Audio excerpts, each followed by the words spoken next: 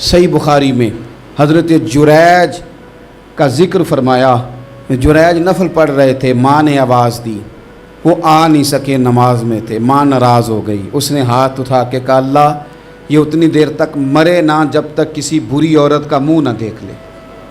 کسی اور کی دعا کے لیے سند نہیں ہے کہ وہ تیرے حق میں ضرور قبول ہوگی، لیکن ماں باپ کی دعا کے لیے میرے نبی پاک نے سند بیان کی ہے۔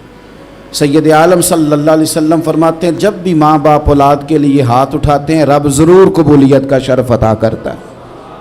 تو جہاں سند موجود ہے نا، کچھ افتتاح ابا جی سے بھی کرا لینے چاہیے، کچھ کام شروع کرنے سے پہلے صرف اماں سے ہی دعا کرا لینی چاہیے، یہ والا افتتاح بھی بڑے کام کا ہے کیونکہ یہاں سند بیان کر دیا میرے نبی کریم۔ تو جناب جریج کی ماں ناراض ہو گئی، کہنے لگی اللہ اس نے میری بات نہیں سنی، اب تھے تو وہ نیک، لیکن رب کریم کی حکمت کا تقاضا ہے، ماں کی دعا کو بھی قبول کرنا تھا، اللہ نے آزمائش میں مبتلا کر دیا۔ والدہ تو چلی گئیں، وہ ایک خیمے میں، ایک کٹیا میں، ایک جھونپڑی میں عبادت کرتے تھے، اللہ کو یاد کرتے تھے، رب رب کرتے تھے، اور لوگ ان کی بڑی تعریف بھی کرتے تھے، لوگ ان کے ارادت مند بھی تھے، عقیدت مند بھی تھے، اہل محبت بھی تھے۔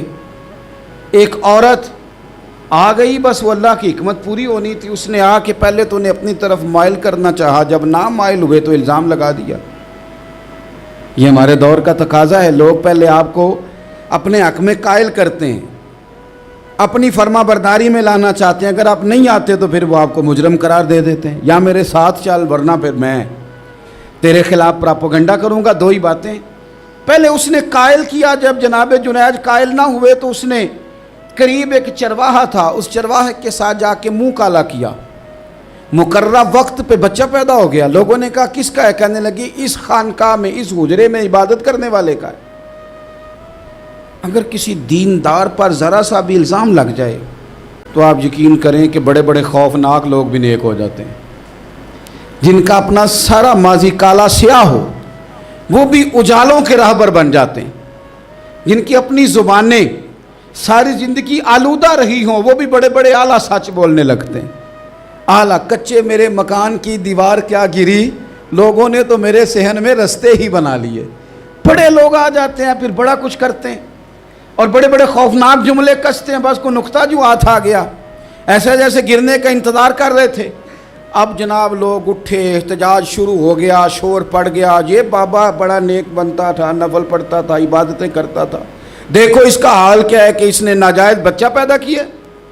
بغیر تحقیق کے میں کہہ چکا ہوں کہ الجھے الجھے بکھرے بکھرے روز و شب دیکھے گا کون، لوگ تیرا جرم دیکھیں گے سبب دیکھے گا کون، لوگ تیرا جرم دیکھیں گے سبب کوئی غور نہیں کرتا کہ وجہ کیا تھی۔ او بھائی کچھ تو مجبوریاں رہی ہوں گی، یوں ہی کوئی بے وفا نہیں ہوتا۔ الزام لگا دیا، شور ہوا، احتجاج ہوا، دنیا اکٹھی ہوئی، ان کا انہوں نے حجرہ گرا دیا، مارا بھی، پیٹا بھی، ایک نیک آدمی کو بدنام بھی کیا، برا بھلا بھی کہا، گالیاں بھی دیں، جو کر سکتے تھے کیا۔ اب جب سزا دینے لگے نا تو جناب جریج کہنے لگے تھوڑی سی اجازت دیتے ہو، مار تو تم نے دینا ہی ہے۔ کہا جناب ٹھیک ہے دیتے ہیں۔ انہوں نے کہا صرف 2 نفل پڑھنے ہیں۔ اب وہ نفل پڑھ رہے تھے تو لوگ اس وقت بھی کہہ رہے تھے فراڈ ہی کر رہا ہے، دھوکہ ہی دے رہا ہے، چونکہ ذہن بن گیا نا، بدگمانی آ گئی۔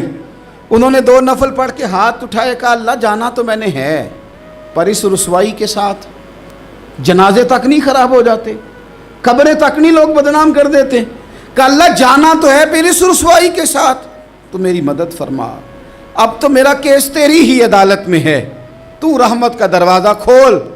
ہاتھ اٹھائے، دعا مانگی، نفل پڑھے، پورے مجمع پہ نظر دوڑائی، کوئی نہیں تھا سپورٹ کرنے والا۔ کل تک جو کہتے تھے نا تیرے لیے جیئیں گے، تیرے لیے مریں گے، ساری عمر ہی آٹا گدہ ہے، لکھاں کیتے نہیں پیڑے، اب وقت آیا ہی تے محمد بخشا کوئی نہیں ہو بیٹھا نیڑے۔ ایک بندہ بھی نہیں تھا، ووٹر سپورٹر ساتھ دینے والا کوئی نہیں تھا۔ تو جناب جنید بچے کی طرف اشارہ کر کے کہنے لگے کوئی نہیں بول رہا، تو ہی بول کے بتا دے تیرا باپ کون ہے، تو ہی بول کے بتا دے کون ہے۔ اللہ اکبر۔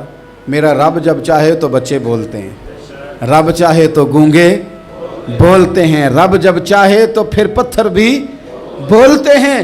جب کہا نا تو ہی بتا تو بچہ بولا، اور بول کے کہنے لگا میرا باپ جریج نہیں، میرا تو وہ ہے جو بکریاں چرانے والا ہے، وہ میرا باپ۔ جب رب کریم نے توفیق دی تو بچہ بول پڑا۔ جب رب بندوبست کرتا ہے کسی کی عزت کی حفاظت کا تو پھر کوئی اسے رسوا کر سکتا